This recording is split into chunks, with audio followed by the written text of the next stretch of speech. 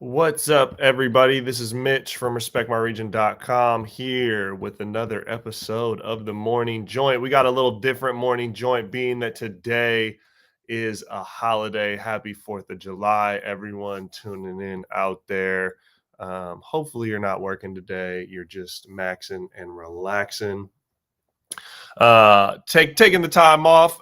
Anyways, the North American Weed Tour is set to start this Sunday on 7/10. This upcoming Sunday, it's set on 7/10. We got some cool stuff in store for you guys. We'll be looking at legal cannabis across North America, all over the US and beyond, up in Canada and a little bit of Mexico.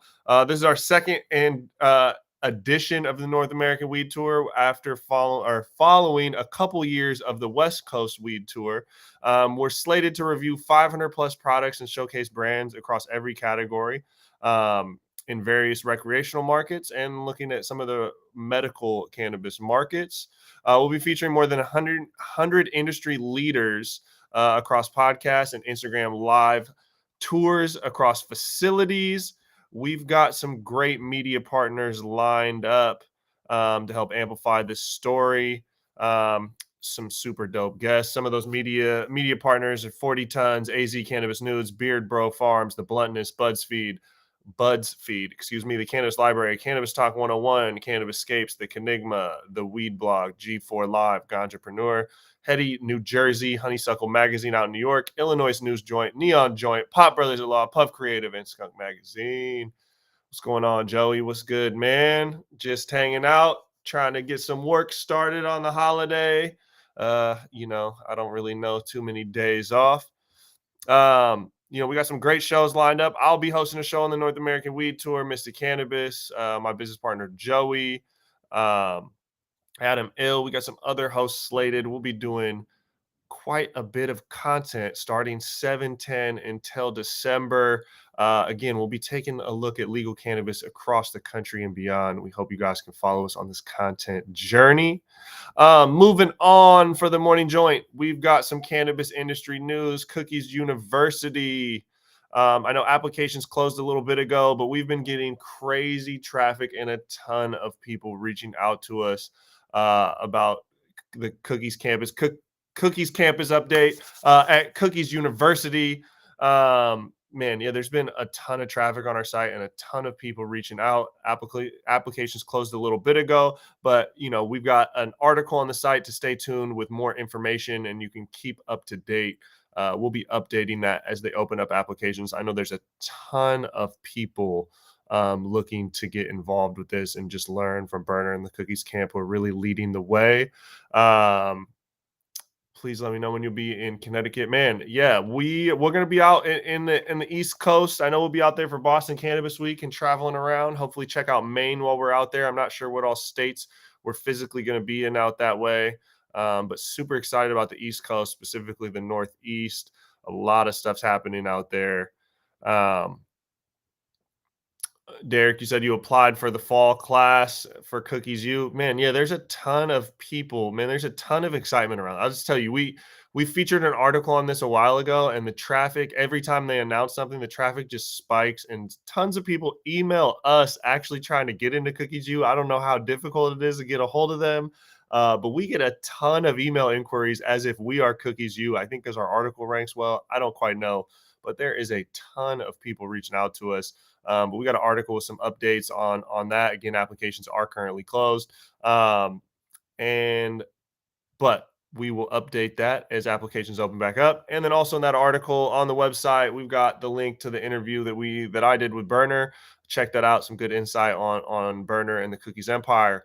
Moving on in cannabis news, Emerald Cup launches Small Farms Initiative to deepen its commitment to legacy farmers and regenerative sun-grown cannabis. So the Emerald Cup has really been putting on for NorCal and sun-grown, specifically up in NorCal over the last decade, man. And the Emerald Cup ceremony brought to LA this year really helped bring, I think, a little bit more light from the industry and a little bit more influencer focus on what they've been doing. But anybody in the cannabis industry, specifically California, you guys know what it's about when it comes to Emerald Cup. These guys are always putting on.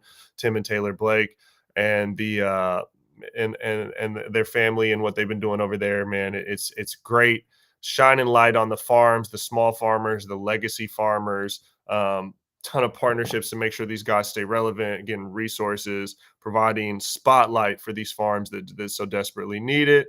Um, and so, a quote from Tim Blake, it's a tremendous source of validation to see so many small farmers in the spotlight of the Emerald Cup Awards ceremony, outside of Hall of Flowers and the gathering of the private opening of the woods as well. These events were the first that will hopefully be a series of opportunities to uplift and support small farmers. So they're providing some space for small farms. They offered a discounted entry fees of 21 farms, and complimentary entry fees to 10 small farms. And a couple of those went on to win awards at the Emerald Cup. So big shout out to Tim Blake, Taylor Blake, and the Emerald Cup family, man, and what they're doing for NorCal legacy farms and small farms. On to the next bit of news. California decreases excise tax on cannabis starting a couple days ago on July 1st.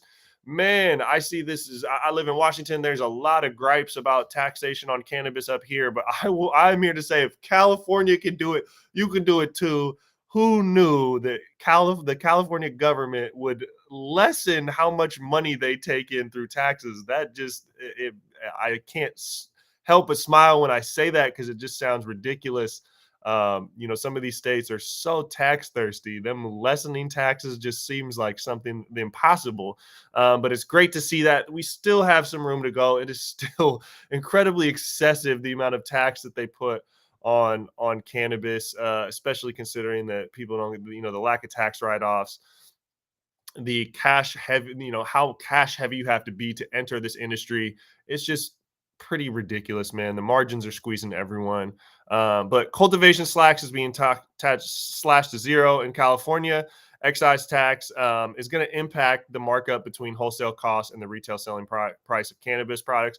I doubt that we will see many retailers lessen the price for cannabis to the consumer. I just doubt that. I know some savings are being passed on, but a lot of people could use that margin. There's going to be some greedy people that just want that margin, and then there might be some of those guys that are in the focus of the race to bottom that might use some of this lesson to lower their prices a little bit. That might drive some other people down.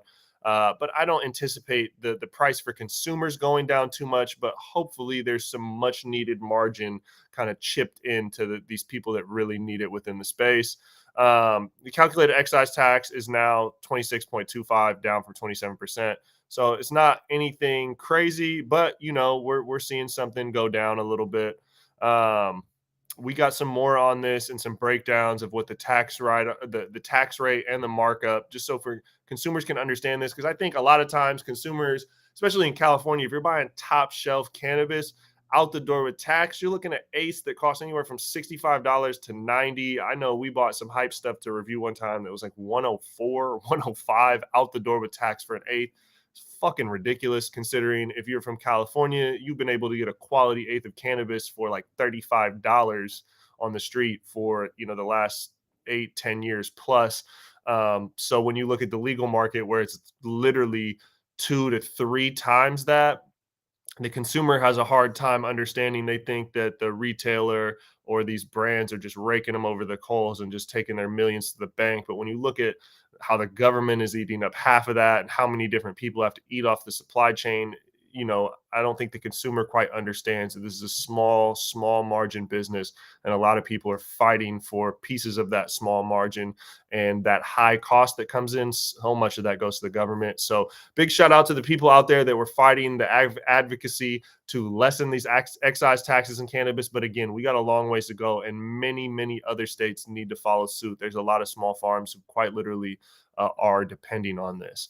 The next set of news on the Morning Joint, we have a article on our website, updated on July 1st, 18 companies and types of jobs that don't drug test for their employees for weed. Again, this is another article of ours that has gotten a lot of traffic. We actually did a TikTok on this a while ago, maybe like a year ago, which did really well. There's a lot of people out there that consume cannabis and want to be employed and don't want to have to pick and choose which of those two things they want to do. You can be employed and smoke weed. Trust me. every restaurant I've worked at, I don't think people would have stayed sane if they weren't smoking cannabis on their off shift. So some of the companies that don't drug test employees for weed, Starbucks is a big one, Michaels, PetSmart, Dollar General, Facebook and Twitter, Meta, Chipotle, Target, Whole Foods, Trader Joe's, and Sprouts. Shout out the grocery department. 24-hour fitness. You can get fit and smoke. You can smoke. You can get fit and get lit. I should have had that quicker off the cuff. Walmart, Amazon, Apple, and Microsoft. Um, this is just a growing list. We're starting to update this. These are some of the major companies that employ quite a bit of people. None of them are going to drug test for cannabis. You can feel free to smoke and do that. I read this report a couple years ago that the FBI was having a hard time recruiting quality hackers and like computer guys. Excuse me, maybe data engineer. I don't know what subset of computer nerds, and I don't mean nerds in a derogatory sense. I'm a nerd myself. I just mean people that are wicked smart. But the FBI and the government were having hard times filling these roles because they drug tested for cannabis. I know from my legacy market days, a lot of those drop offs were at houses where dudes were holed up around computers. So I know a lot of guys with computer skills sit in front of their computer while smoking cannabis all day. So, if you want to get high quality talent, especially in that department, you got to be cool with people smoking weed. On to the next set of news. California cultivation tax relief is here to help growers. So we're talking about a little bit. The excise tax went down, but the cultivation tax relief moved that down to $0. So, it's kind of two different pieces. I covered a little bit, jumped a little bit ahead of the gun on the excise tax article, but cultivation tax relief is here and excise tax is coming down. Again, we have a long ways to go. We updated the strain description, Pink Runtz. Another article is doing quite a bit of traffic on our website right now. You guys familiar with Pink Runtz? Have you tried it? I know Runtz has been one of the hottest strains over the last couple years. Leafly deservingly gave it strain of the year. I believe 2020. But if you were around the Bay Area specifically or any of the street brands, Runtz was popping for a couple years prior to that. Now we're seeing a bunch of Runtz crosses. Pink Runtz is one of the earlier ones, still dominating out there.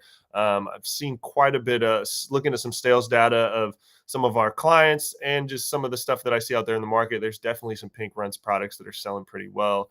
I'm a big fan of just the regular Runtz. The Pink Runtz is a little more floral.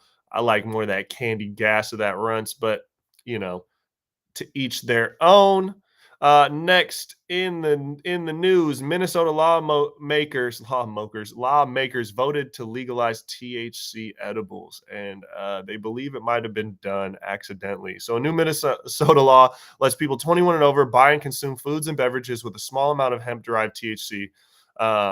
But they think legislators might not have fully understood the bill before passing it. Wow. So they're out here talking about how lawmakers are passing bills that they don't even quite understand. Would you believe that? That's got to be some hot news. Never heard of that before.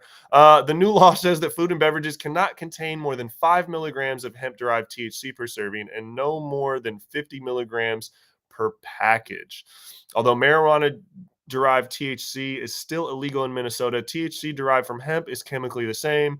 Um, Obviously hemp and cannabis, they're coming from the same plant. We've seen this over the last year in a couple of different legal markets. Up here in Washington State, where I live, a year ago, there was a vape cartridge company that was actually selling hemp-derived THC vape cartridges on the legal market in the so synthetic THC, and it was not disclosed. And so they were obviously able to grow this outside of the regulated system to avoid a lot of the taxes and costly supply chain. So they're able to deliver these vape cartridges at a super, super low price point. And people were so confused. We cannot compete with these people. There's no way they're able to sell this volume of vape carts. And then it came out that they knowingly were taking hemp and making it Delta 8. And then I don't know, however they do that process to make synthetic Delta 9 out of hemp. And then we had to pass a new law in Washington to ban it. These guys were running it up. So some of these other states, you were seeing, the Delta 8 and CBD is obviously legal in a lot of states where cannabis is not legal. But you're also able to synthetically pull Delta 9 THC out of hemp. I'm not too privy to the scientific process there, but some states are selling legal Delta 9, even though it's not from cannabis. So Minnesota is one of the places that um, passed a law thinking that it would apply only to Delta 8 products, but the way the law was written is it wasn't specific regulations on specific cannabinoids. So whether you're taking hemp and squeezing Delta 8 out of it or synthetic Delta 9, it didn't really distinguish that. So now not only is Delta 8, which what I think they intended to kind of loosen up and allow in Minnesota, they're going to allow synthetic Delta 9 THC. So curious to see what kind of amendments or what they'll do there, or if we're just going to see kind of this weird hemp-derived THC market pop up in Minnesota. Either way, whether you're for Delta 8, for synthetic Delta 9 or not, if people want to smoke, if people want to consume, and they're risking prosecution for doing it, they have a safe access to some form of cannabis there. So I guess shout out Minnesota, but it's also funny to see lawmakers pass a law that they didn't quite understand, and now they're stuck with a dilemma. I guess these guys should read what they pass. In music news, I don't know if everyone saw, Eminem and Snoop Dogg released a new song, From the D to the LBC. Snoop and Eminem kind of had this back and forth tiff where Snoop had said in the interview something about Eminem, basically about how like he didn't put him as a top 5 lyricist because he didn't relate to his material, and the guys that he hangs out with, he's never heard Eminem played.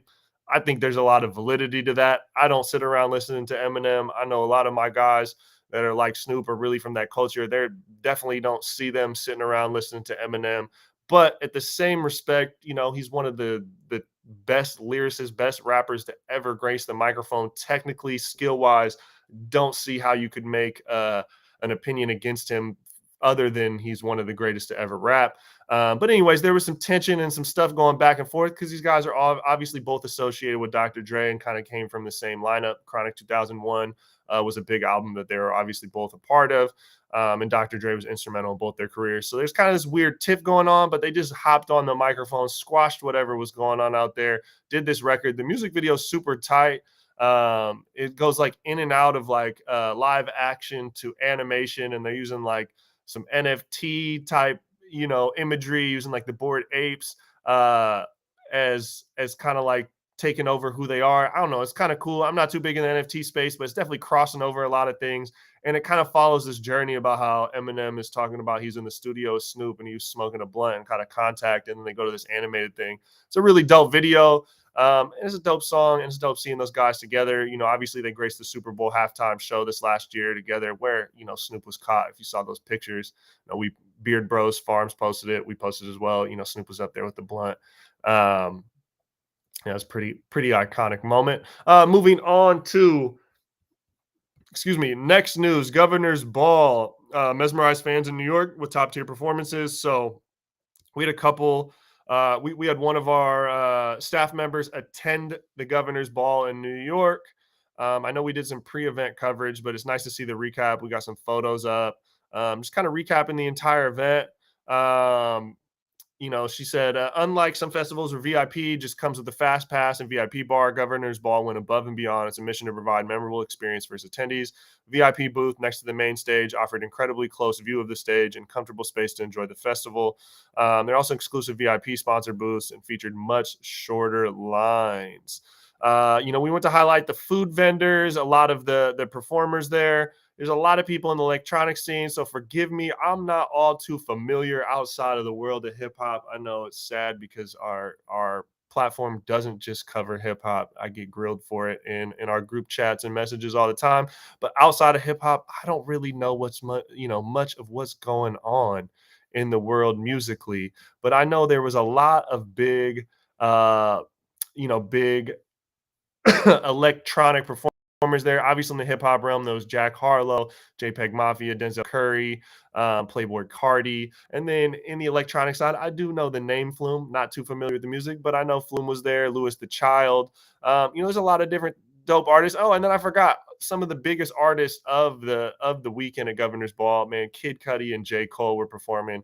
I know a lot of people like them. My 3-year-old is a big Kid Cudi fan. Anytime any of his music comes on, he just be jamming.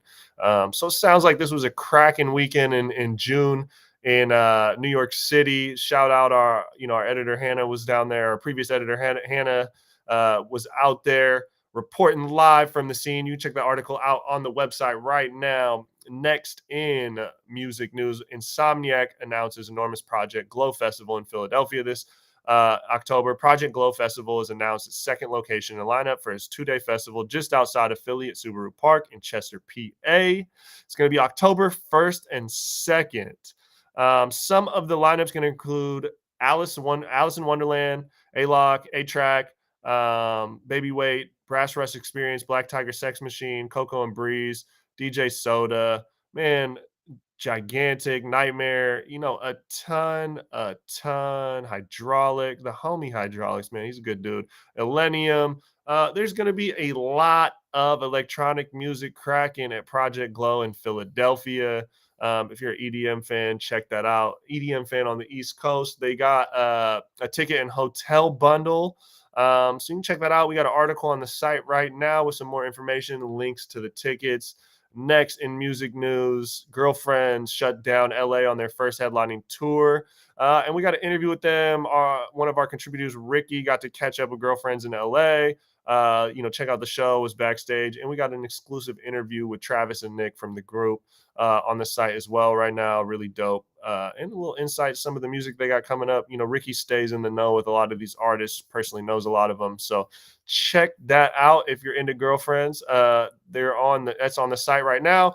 Next in music news, Lil Nas X says BET in a quite funny late to the party music video featuring NBA Youngboy and Lil Nas X. That's an unlikely combo to me personally. If I don't know, just familiar with both of their music and the content, that's kind of an unlikely combo to me. But they're both out here making slappers. Critics say BET is not known for being friendly to the LGBTQ plus community or super inclusive. And so, Lil Nas X definitely speaks for that crowd. So I believe in this video, he takes a pee on his BET award or something crazy. I don't know. They're just, they're kind of like this late to the party. They're kind of just grilling BET for being a little bit out of the touch at times. I don't know. All of these award shows, whether it's music, film, entertainment, a lot of these award shows keep getting a lot of backlash for being out of touch. And I think some of that comes to be where it's the old guard, the older generation, the gatekeepers, if you will, and kind of hold down the fort for some of these institutions and events. Meanwhile, the young people who are really making waves and really driving the forefront of culture, feel left out. And some of that might be rightfully so. Some of it might be, kind of youthful, not understanding the game, if you will. But nevertheless, the beautiful thing about art, whether it's music or film, is the ability to speak out, speak your opinion, challenge the status quo, seek to break down, the walls that this old guard has created so we can create something new. So whether I agree with it, whether I'm fully on board with it, I don't really care. Salute these guys for speaking their mind. Always love people that are looking to be disruptive. The last bit of music news and tying it back in a little bit towards not quite cannabis, but the psychedelics. Wiz Khalifa is starting a psychedelics wellness brand. He's partnered with a Canadian company. Let's see. Let's see. Did it give the name of it? Partnering with Canadian company Red Light Holland to create Mr. Cap, a wellness brand focused on mushrooms and natural occurring psychedelics. Red Light Holland CEO, director Todd Shapiro shared some excitement. We've been working with Khalifa and his team to collaborate and create a brand that encompasses our joint belief for the affordable and equitable access to naturally occurring psilocybin responsibly. Wiz Khalifa is a global icon with tremendous reach who is uniquely positioned to help us spread the message and end the stigma surrounding psilocybin while focusing on mental health and wellness. And so I know this is something I've seen quite a bit in the cannabis industry and cannabis adjacent cannabis industry, where psilocybins and psychedelics. There's been this movement that's happening. I mean, there's been a movement that's been happening, but a movement that's been happening business wise, and kind of really the stigma starting to lessen as of late. And so looking at someone like a Wiz Khalifa, who clearly has a large platform audience and influence on pop culture, I think he can bring a lot to light. I mean, I think a lot has been coming to light in terms of the breaking down the stigma and the wellness and medical properties associated with psilocybins, what this can do for mental health and overall wellness, which is also becoming a popular talking point for a lot of people. So I think this is great news. We'll see what happens. I'm super, personally, I'm just super excited to see what's going to happen in this conversation around psilocybins and mental health, and what we can see as some pharmaceutical alternatives. Even though as these things get legalized, pharmaceutical industry is going to get their talons, their nasty talons inside of it, up and down, I'm sure, and come up with some products. But if we see some stuff derived from some things that occur in nature, I would much rather see that than things that are completely concocted in labs. So, anyways, this is some exciting news from Wiz Khalifa. That is it for the news on the Morning Joint. I do want to circle back and highlight that the North American Weed Tour is launching next Sunday, 7/10. Stay tuned on next Monday's Morning Joint. Joey will be letting everybody know all the updates as we launch. We are going to be doing over 250 podcasts featuring guests across the country, looking at all forms of legal cannabis, from the business to the culture to the products that are available to the consumer. We're going to be personally reviewing over 500 products. Myself, Joey, Taylor, Adam Ill. We have a couple other guests, Mr. Cannabis. We have a couple other guest reviewers lined up across the country, and Joey and myself will be traveling to a couple different markets. If you are a brand and you want to get your products reviewed, please reach out. Info at respectmyregion.com, respectmyregion@gmail.com, Mitch at respectmyregion.com, Joey at respectmyregion.com, DM us, whatever, send the bat signal. If you are a retailer that wants to get involved, please reach out. Obviously, we are located on the West Coast in Washington and California. I will be in Oregon quite a bit over the next couple months. We will be out in Massachusetts. We will be out in Nevada. We will be out in, I believe, Arizona and Michigan. We got a couple other things traveled. I know those are the things that are slated on the docket to travel right now, but we will be looking at legal cannabis all across the country and beyond. And we got someone up in Canada too. I should have mentioned that, the homie Jordan. So if you are a brand looking to get your products reviewed, please tap in. If you're a retailer looking to get involved, your dispensary or delivery featured, you want us to review your products, we could talk to you about the value and how to get involved with that, please reach out. And if you're just a company, ancillary tech, whatever, and you want to get involved, please let us know. I'm super excited. We're going to be looking at legal cannabis across the US, in Canada, and a little bit of Mexico. So North American Weed Tour starting next Sunday. Please reach out for more information or how you can get involved. I look forward to seeing everybody next week. Got a couple different podcasts popping up this week. Before we get started on the North American Weed Tour campaign, a lot of content on the way. So check us out, tap in.